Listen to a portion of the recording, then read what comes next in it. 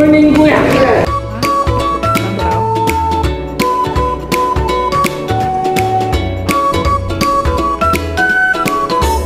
Good morning. May June! Nakaka po sa isang room May Green!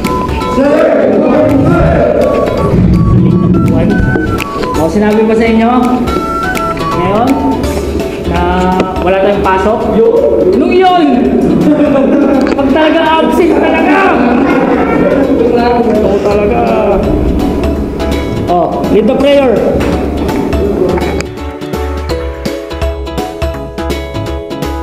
O, children of all ages, makinig na. Ngayon lang yung exam, lalong-lalo na dun sa nag-aral. Okay? Kapag hindi nag-aral, pwede pang bumawi para sa finals. Pero pagdating ng finals, bumagsak pa rin at nagkaroon ng computation. Sorry na lang ha. Okay, so tandaan yung examination, hindi naman basis yan na makakuha ka ng grades mo na mataas or makapasa ka. Ini-engage lang naman dyan yung natutunan ninyo. Kasi palang araw, yes, ang taas nga ng exam mo, ang taas ng grades mo. Pero sa real world, pag application na hindi mo alam yung gagawin mo, kamote ka na, galing sa academic, pero pagdating sa actual, wala. Yung pala, at the end, malalaman mo.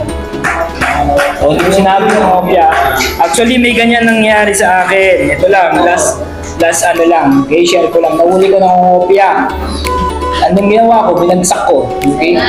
Yeah. Ang galing! Ginawa ko, pinarecite ko. Wala siyang nasagot ni isa. So, ano nangyari? Na-odigo lang. O, bandang uli, umamin din na odigo. So, wag niyong lukuhan yung sarili niyo. At the end, kayo rin ang talo dyan. Lalo na pag sarili niyo na yan. O, patawag kayo halimbawa sa hearing. Tanungin ka, kunyari, Officer Cruz! Diba, pag tinanong, what is Miranda Doctrine? Sir, absent ako nun Pwede ba yun? Nakakahiya. Diba? Lalong-lalo na tinatawag ka hindi sa pangalan mo sa apelido mo. Diba? Pag sinabing Cruz, hindi lang naman Cruz ang sa buong Pilipinas Diba? Sabi nga nila kapag, uy, ka-apelido ko, marami ka nagiging kamag-anak kasi proud sa'yo. Pero pagka halimbawa naman yung nangyari is hindi tama, ikakahiya ka, hindi ko mag-anak yun, hindi ko kakalala yun. And that's still up to you. Habang nasa school pa kayo, there are many things to improve kasi pwede pang magkamali. Pero kapag nasa real world na kayo, it's either makakasuhan kayo, kukulong kayo, o pwede kayong mamatay din. Masarap pa rin na nasa school kayo. Pangalawa, i-honor nyo na kayo ay nandito, nakakapag-exam kayo dahil ang daming gustong mag-aral pero walang kakayahan. Okay, isipin mo na lang, siguro sa inyo may mga naka-experience nito na uy, kapag naka-graduate ka, pulis ka na, huwag mo kong uhulihin Diba? Tama mali? Huwag mo kong uhulihin O kaya may mga adik pa ron sa lugar nyo, uy, maniniwala sa'yo, huwag mo kong uhulihin Pagka pulis ka na, gawin mo ang bata mo Isipin mo yon, diba, na kahit mga pasaway sila sa lugar nyo, naniniwala sila sa inyo sa pangarap yun na magiging pulis kayo. Kayo pa kaya na nag-aaral dito? Siyempre, panindigan nyo yun, nakaya nyo. Tamo, adik, o kaya iligalisa sa lugar, naniniwala na magiging pulis. Diba? Ikaw sa sarili mo, hindi mo kaya. Paano na yun? At the end, sinong nakakahiya? Diba? Kaya mag-exam kayo. Dito lang tinitignan yung integrity nyo sa exam, Tinitignan dyan. Kung hindi nyo alam, may intindihan ko naman. Lahat naman tayo nag-usap-usap na. Pero kung talagang pasaway, wala na akong magagawa doon. Lalo na kanina may nagtanong sa akin, Sir, bakit mo ko binagsak? Hindi kita binagsak kasi kulang talaga. At the same time, hindi ka pumapasok. So sinusunod ko lang yung nasa system. Kung anong lumabas na grades mo, yun lang yun.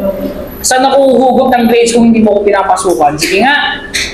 Saan? Wala kang recitation, wala kang exam, wala kang saan ako kukuha? Manghuhula.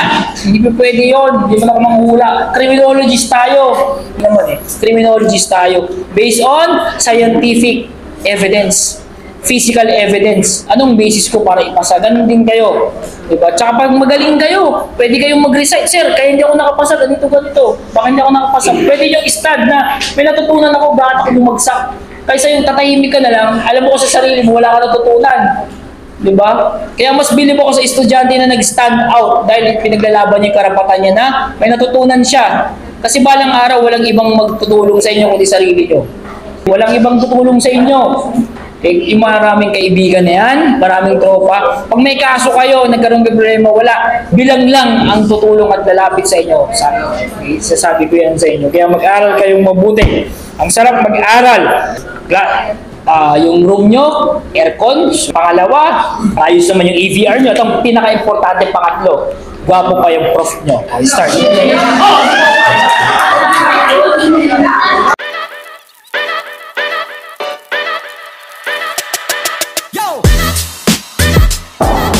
Leyte Regional Prison, Davao Prison and Penal